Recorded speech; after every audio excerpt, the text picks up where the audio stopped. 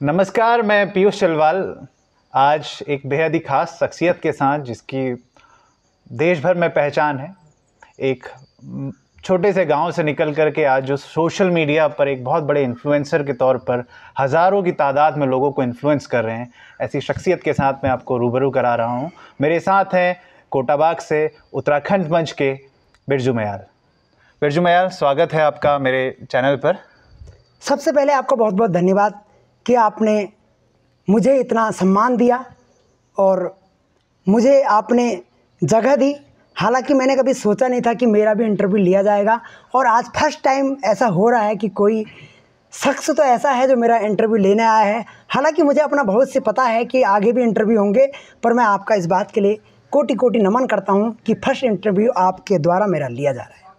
आप छोटे से गांव से निकल करके एक आदमी आज सोशल मीडिया पर इतना बड़ा इन्फ्लुएंसर बना है, तो बिरजू मयाल से social media influencer Birju Mayal बनने की क्या कहानी है, मैं आपसे वो जानना चाहूँगा।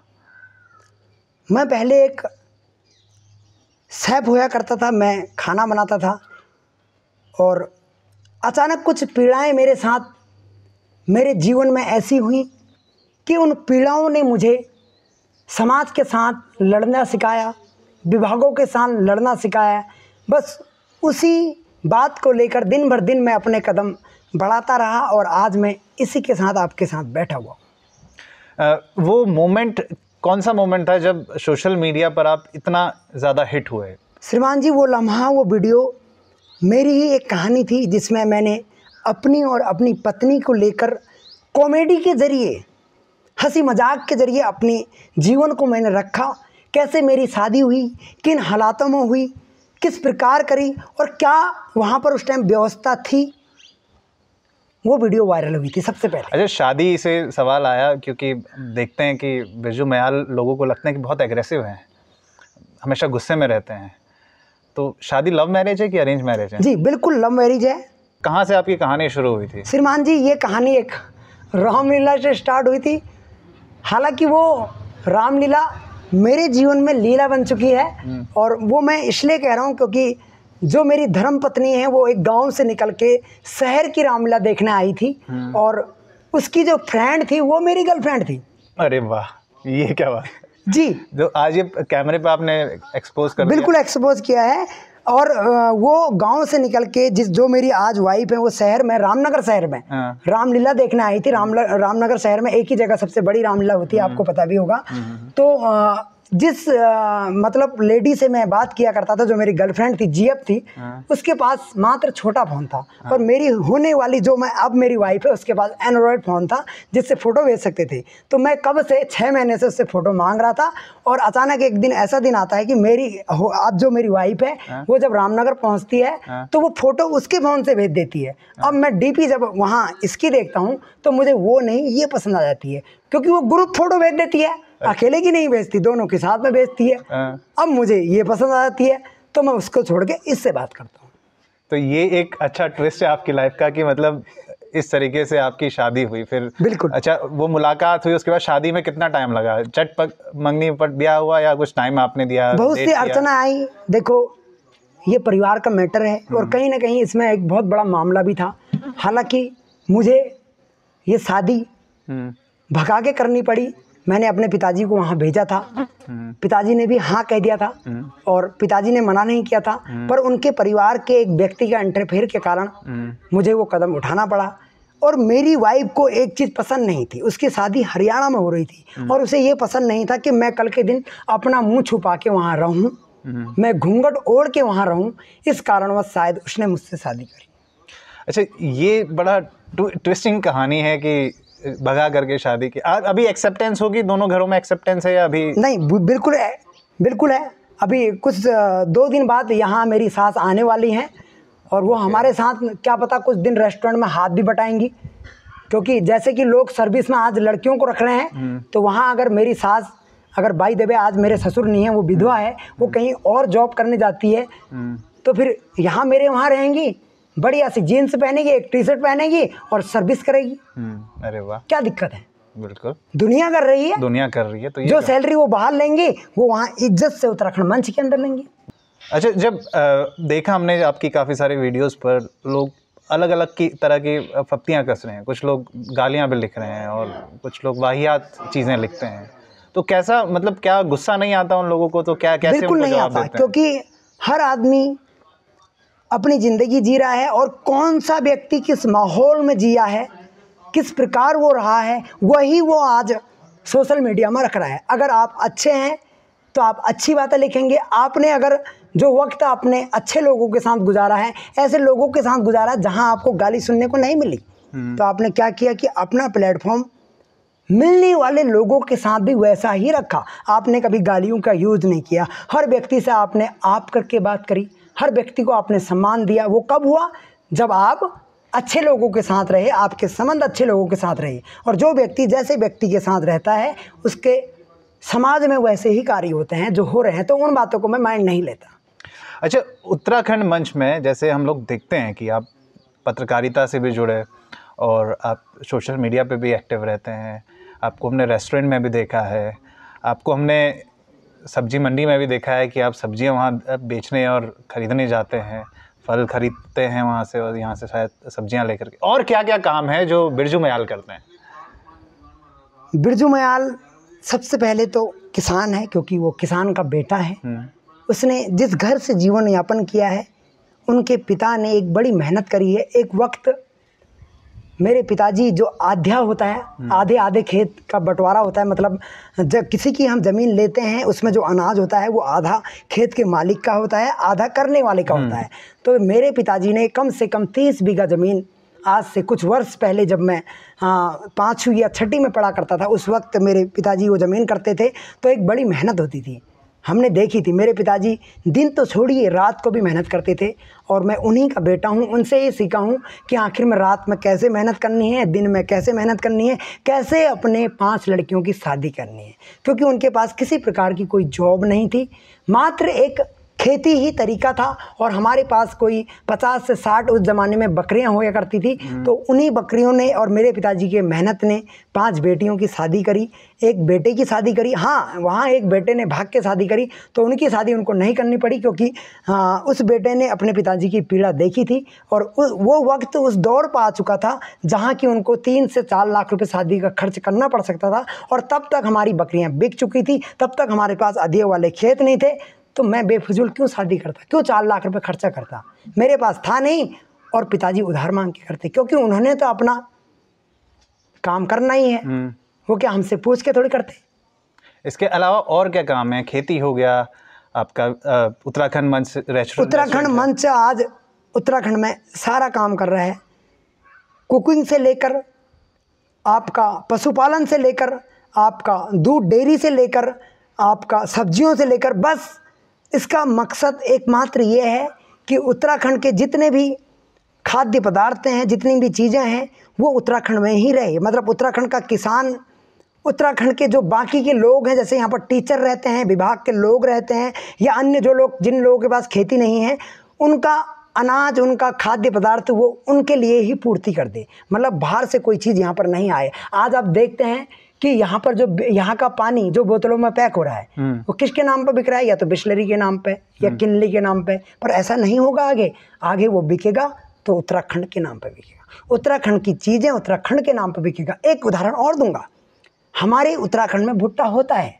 जिसे हम मक्का कहते हैं। आखिर में हमारी ऐसी क्या कमी रह गई है कि उस भुट्टे का नाम आगे जाके अमेरिकन कॉर्न हो गया? शायद वो इंडिया लिखा होता उसमें, तो मेरे को इस बात से पीड़ा नहीं होती, क्योंकि ज़मीन यहाँ की यूज़ हो रही है, किसान यहाँ का यूज़ हो रहा है। तो फिर वो अमेरिकन कॉर्न कैसे हो गया? वो तो इंडियन कॉर्न होना चाहिए, या उत्तराखंडी कॉर्न होना चाहिए। तो उन्हीं बातों की पीड़ाओं को लेकर ये उत्तराखंड मंच सामने आया है। आपके इस करियर में आपका एक बेस्ट मोमेंट जानना चाहता हूँ कि वो बेस्ट मोमेंट कौन सा था, जब आपने, जो शायद आपको, जिसको बताने में सबसे ज़्यादा खुशी मिलती है कि ये मेरी ज़िंदगी का सबसे अच्छा पल है? मेरे ज़िंदगी का सबसे अच्छा पल मेरा जेल जाना था। आप जेल भी गए? बिल्कुल। 1 महीने की जेल मैंने इतनी आनंदमयी गुजारी कि मैं कह नहीं सकता आपसे। अब जेल क्यों गए? क्या क्या रीज़न था जेल जाने के पीछे बिरजू महल के? देखो, हमारे सिस्टम में ये कहा गया है कि जो बातें कोर्ट में चल रही हो उसे कभी पब्लिक नहीं करनी चाहिए। और उस सिस्टम का साथ हमें देना चाहिए। कि आपसे सरकारी कर्मचारी बहुत परेशान है, आप ऑन कॉल, आप लाइव होते हैं और उनसे ऑन कॉल उनको सार्वजनिक रूप से जलील करते हैं, तो उनको ये बात हजम नहीं होती। हो सकता है कि कई लोग इसकी वजह से स्ट्रेस और डिप्रेशन में भी गए होंगे।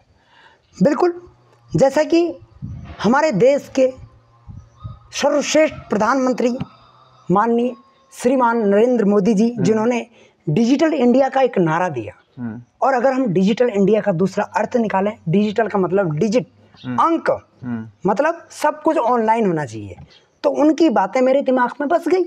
और मैंने क्या किया, मैंने उनकी बातों को गौर करते हुए मैंने अपना फ़ोन पकड़ा, उसमें दबाए अंक, क्योंकि उन्होंने कह रखा सब कुछ ऑनलाइन होना चाहिए। तो जब सब कुछ ऑनलाइन है तो विभाग के अधिकारी भी ऑनलाइन, उनसे बात होनी चाहिए। डिजिटल इंडिया जो काम सिर्फ हमारे देश में बिरजू मयाल काम कर रहा है।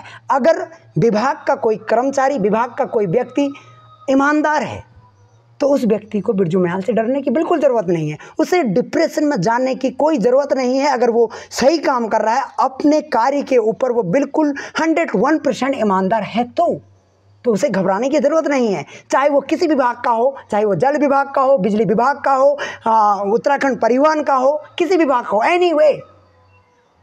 नेक्स्ट सवाल। आप कहते हैं कि आपकी किसी वीडियो में हमने सुना था कि आपने कहा था कि पहाड़ के लोगों को अभी बिजनेस का सेंस नहीं है, तो इस बात के क्या मायने हैं, क्या मतलब है इस बात का? जी बिल्कुल, आज हमारे उत्तराखंड का हर युवा, हर नहीं कहूँगा बल्कि कुछ युवा, कुछ युवतियाँ जो पढ़े लिखे होने के कारण कहीं ना कहीं अनपढ़ बने पड़े हैं। सबसे पहली कमी। दूसरी कमी कि उनके माता पिता ने जिस क्षेत्र में कार्य किया है वो उस क्षेत्र को जानना नहीं चाहते हैं। जैसे कि बाई द वे मेरे पिताजी पहले किसान थे और कहीं ना कहीं उनके बच्चे अब किसानी करने के लिए डर रहे हैं, तो आखिर में उसकी वजह क्या होगी? उसकी वजह यही थी कि जब मेरे पिताजी ने खेत किए तो उनके पैर फटे थे, उनकी एड़ियाँ फटी थी और धूल से उनका मुंह काला हो जाता था या हाथ काले हो जाते थे, पैर काले हो जाते थे। तो वो कारण क्या था कि वो जूते पहन के बैलों को नहीं चलाते थे, ग्लव्स पहन के खेतों में काम नहीं करते थे। मतलब ये है कि हमने काम को छोड़ दिया पर उसके बारे में जानने की कोशिश नहीं करी। आज अगर हम हरियाणा की बात करें, आज अगर हम पंजाब की बात करें, तो वो कर क्या रहे हैं? उन्होंने काम नहीं छोड़ा, उन्होंने तरीका बदला। उनके माँ बाप ने खेती करी, उन्होंने उस खेती को नहीं करने के बजाय लेबरों से वो खेती कराई, उसे बंजर नहीं किया, तरीका बदला। पढ़े लिखे थे, दिमाग लगाया, तो क्या किया कि अपना किसी अच्छी जॉब में है, उसी पैसे में से कुछ % लेबरी में खर्चा किया और खेती को पुनः जागृत किया। अगर उत्तराखंड की तरह हरियाणा और पंजाब के युवा भी उनकी तरह खेती बंजर रखने लग गए तो फिर हमारा देश का व्यक्ति खाएगा क्या? सोचनी बात है। जैसे कि मैंने देखा है, मैंने सीखा है कि जो उत्तराखंड में जो गांव-गांव से जो 4-5 लोग बिजनेस कर रहे हैं, उनसे मैंने एक बात सीखी है। वो खुद तो बिजनेस करते हैं, पर अगर कोई किसी प्रदेश से या किसी शहर का आदमी, उसी गांव का आदमी वापस आ जाए और कहे, उनसे पूछे उन 5 लोगों से कि मैं बिज़नेस करना चाहता हूं, तो उसको डरा देते हैं। क्या रखा है बिज़नेस में? अगर तुम कह रहे हो क्या रखा है, तो फिर तुम क्यों गांव में रह रहे हो? तुम भी चलो। एक छोटा सा ये उदाहरण है। आखिर में उन्होंने अगर 2 ट्रैक्टर लिए हैं, आखिर में उनके पास अगर मुर्गी फार्म है, तो जानने की कोशिश तो करो वो आया कैसे। उनके पास, किसी के पास आज आर्टिका है, गाड़ियाँ हैं, टूर एंड ट्रैवल में उनकी गाड़ियाँ चल रही हैं, हालांकि मैं लगा रहा हूँ वो बात अलग है, पर वो आया कैसे? वो उन्होंने लोन से लिया। आज गांव-गांव का सगे भाई से ज़मीन को लेकर विवाद कर रहा है, कहीं वो मेंढे खसका रहा है, कहीं वो मेंढे तोड़ रहा है, एक दूसरे के सर फोड़ रहा है, आलू जो खाने वाले आलू हैं वो एक दूसरे का सर पर मार रहा है। सोचने वाली बात है। उनकी बीवियों के रोज़ महाभारत हो रही है ज़मीन को लेकर, पर उसी ज़मीन को लेकर उनके जो घर का युवा है वो उसको बंजर छोड़ के बाहर जा रहा है। अगर वो उसी ज़मीन के ऊपर कोई अच्छा खासा लोन लेके कोई बिज़नेस करे, कल के दिन बाई दबे ऐसा ना हो वो लोन डूब भी जाए, तो खेती तो बंजर ही थी, पूरी ज़मीन थोड़ी जाएगी, 1-1.5 बीघा ही तो जाएगा। बिल्कुल सही बात, इतना ही जाएगा ना। और आज उत्तराखंड में आप देख सकते हैं, मैं कई गांवों के नाम लेना पसंद करूंगा कि किसी किसी गांव में क्या है कि ग्राम प्रधान प्रॉपर्टी डीलर है और उसने क्या किया है कि पूरे गांव को बिकवा दिया है। बहुत ही सोचनीय विषय है। प्रॉपर्टी डीलर गांव का ग्राम प्रधान, और उसने क्या किया कि बाहर के लोगों को लाकर गांव की ज़मीनें बिकवा दी, लोगों को इतना बड़ा लालच दिलाया, इतना बड़ा पैसा मुहैया कराया, क्योंकि बाहर वाले को पता है कि यहाँ की ज़मीन तो सोना है, उसको पता नहीं है। और वो बेचारे कितने जगह में रह रहे हैं, इतनी सी जगह में, उनके लिए अब आंगन तक नहीं है बच्चे को खेलने के लिए। और वो बेचारा थोड़ा सा बाहर चले जाए तो उनका गार्ड 2 थप्पड़ ठोक दी, जो उनकी खुद की ज़मीन थी। उनका सिक्योरिटी गार्ड उनकी ज़मीन में जो बैठा हुआ है रिजॉर्ट खोल के, उनका सिक्योरिटी गार्ड उसके ही बच्चे को, जिससे वो ज़मीन खरीदी, 2 थप्पड़ मार के, बच्चे मम्मी मार दिया। मम्मी को ये अक्ल नहीं आ रही है कि वो ज़मीन हमारी थी। अगर ये रिजॉर्ट हमने बेचने के बजाय लीज में दिया होता तो हम इसके मालिक होते और साले को धक्का मार के बाहर निकालते, क्योंकि हम खुद के मालिक थे उसके। लोन लेते, उसकी पैसा उसके मुंह में मारते, भाग यहां से, मेरा बच्चा जहां मर्जी घूमेगा, मेरी जमीन है। मैं गलत कह रहा हूं आप इस बात नहीं, बिल्कुल सही कह रहे हैं आप। पर आज हमारे उत्तराखंड के लोग तरीकों से मार खाए हैं। आज क्या नहीं है हमारे उत्तराखंड में, आज बाहर के बंगाली आके यहाँ बस गए हैं। कौन बंगाली? डॉक्टर बंगाली। अन्यथा ना लें, एक इंजेक्शन लगाने के और 4 गोलियां देने की, वो भी खुली हुई गोलियां, रैपर के अंदर नहीं। अब वो एक्सपायर डेट है या विथ डेट है किसी को पता ही नहीं है, कोई जानने की कोशिश ही नहीं कर रहा है। दवाई का सॉल्ट भी किसी को पता नहीं कि दवाई में है, सोचने वाली बात है। और वो क्या कह रहा है, लाओ जी 120 रुपये हो गए, आदमी सट करके लो जी। तो ये क्या है? क्या हमारे उत्तराखंड में डॉक्टर नहीं है? क्या वो नहीं ले सकते 120 रुपये? आप 120 नहीं बल्कि 150 की काबिलियत है आपके अंदर, क्योंकि आप यहाँ के हैं। आप रैपर के अंदर दवाइयाँ दीजिए। आप जो इंजेक्शन लगा रहे हैं उसको बताइए कि ये इंजेक्शन से इतना फ़ायदा है और आपके बच्चे के अंदर मैं लगा रहा हूँ तो इसकी कैपेसिटी है कितनी। कहीं ये एक्स्ट्रा डोज तो नहीं है, कहीं आपके बच्चे के अंदर इससे कोई बीमारी तो नहीं पनप रही है। और वो कब होगा? जब क्षेत्र का आदमी क्षेत्र में बैठा होगा। बाहर वाला हमारे बच्चों के बारे में क्यों सोचेगा? उसको तो पैसों के बारे में पता है कि मैंने कल प्लॉट देखने जाना है बढ़िया सा प्रमोद्वारा में। अपनी बीवी को शाम को खाने खाते समय बोलता है वो, प्रमोद्वारा में रिजॉर्ट कल देखने जाना है, वहाँ रिजॉर्ट बनेगा बढ़िया सा, हम जेबें काटेंगे कोटा बाग वालों की और रिजॉर्ट लेंगे प्रमोद्वारा में। अगर हमारा उत्तराखंड का आदमी इस बात को समझे, वो अपनी ज़मीन के ऊपर लोन ले, तो वो बहुत आगे बढ़ सकता है। रिस्क बहुत बड़ा विषय है। मैंने अपनी लाइफ में रिस्क लिया। आज जिस उत्तराखंड मंच को आप देख रहे हैं, ये रिस्क की बदौलत मुझे मिला है। रिस्क की बदौलत मुझे मिला है। मैंने ये किसी से नहीं खरीदा। इसका लास्ट रेट आज से 7 दिन पहले, लास्ट रेट 2 लाख रुपए। आप समझ नहीं सकते इस चैनल को खरीदने का रेट। पर मैं नहीं बेचूंगा, क्योंकि ये मेरी खून की कमाई है। मैंने जब अपने शरीर से इस पसीने को बसाया, जब मैंने एक कतरा कतरा मैंने मार खाई, जब वो डंडे मेरे ऊपर बरस रहे थे, तो उस दिन मैं हंस रहा था। एक एक डंडे का जवाब मैं हंसी के रूप में दे रहा था, क्योंकि मैंने जिस दिन पहला डंडा खाया, मैंने ये समझ लिया कि मैं सक्सेसफुल हो चुका हूँ। जिस दिन पहले व्यक्ति ने मुझसे पागल कहा, तो मैं ये सोच चुका था कि बिरजू मयाल तू सक्सेसफुल हो चुका है, तू देश का सबसे बड़ा आदमी बनेगा। एक दिन तेरे पास वो पद होगा, तो वो काम करेगा जो एक मुख्यमंत्री नहीं कर सकता है। जिस दिन मैंने पहला पागल शब्द सुना था, आज मुझे न जाने कितने पागल बोलते हैं। तो आप पागल जो मुझे बोल रहे हैं, तो ये समझिए कि मैं अगर इन पागल बातों को जोड़ूं, एक एक कमेंट इकट्ठा करूं, तो तुमने तो मुझे सर्वश्रेष्ठ बना दिया। मैं तो सर्वश्रेष्ठ बन गया, क्योंकि सभी कहते हैं कि जो वैज्ञानिक होता है वो पागल होता है। तो इसका मतलब मैं भी वैज्ञानिक, बिना कोर्स के।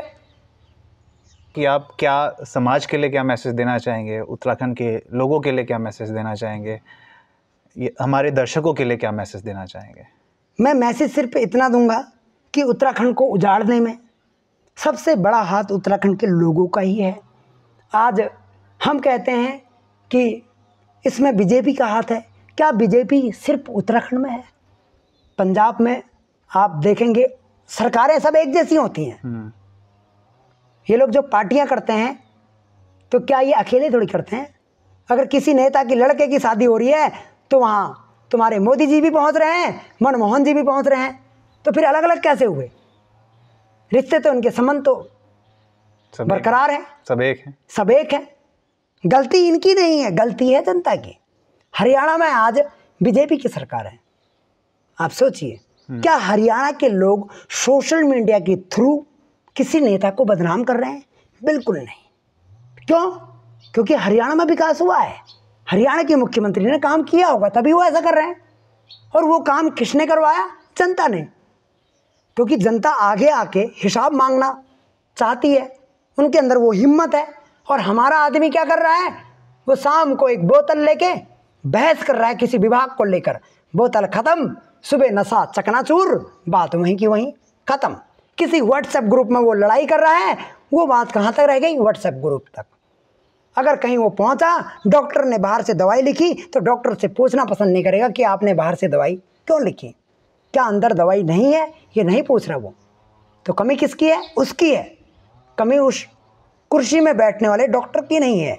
अगर सभी विभाग वालों को पता है कि ये अपाहिजों का उत्तराखंड है, तो वो क्या कर रहे हैं? वो वही कर रहे हैं जो इनको पसंद है। मेरे पिताजी के 2 बेटे हैं। जब मैं कुछ साल पहले बहुत ज़्यादा ढीला ढाला होया करता था, तो मेरे पिताजी ने क्या किया? मेरे दूसरे भाई के लिए लोन लिया। तो कमी किसकी थी? मेरी थी। मैंने मांगना पसंद नहीं किया।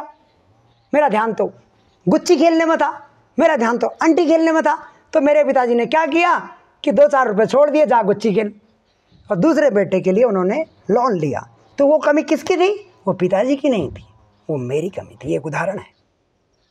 उसने पिकअप भी लिया, उसने 4 व्हीलर बढ़िया गाड़ी ली, उससे घुमा वो दिल्ली, दिल्ली से पंजाब, पंजाब से फिर घर। बिल्कुल शांत से रहा, बच्चों को भी घुमाया, खुद भी घुमा। पर मैंने वो चीज़ नहीं मांगी, तो मैं साइकिल में चलता रहा। कहीं साइकिल पंचर हुई तो दोबारा उसका ट्यूब जुड़ा के फिर उसमें घूमता रहा।